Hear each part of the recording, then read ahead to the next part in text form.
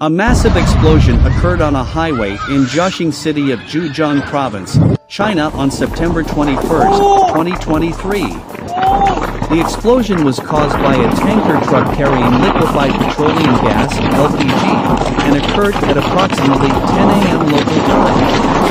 The explosion created a large fireball that could be seen for miles.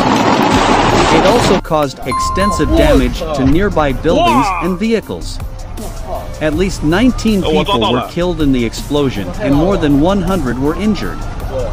The cause of the explosion is still under investigation, but it is believed that the tanker truck may have caught fire before exploding. The explosion is a reminder of the dangers of transporting hazardous materials. It is also a reminder of the importance of having safety measures in place to prevent and mitigate such accidents. I hope that the injured people make a full recovery and that the families of the victims are able to find solace during this difficult time.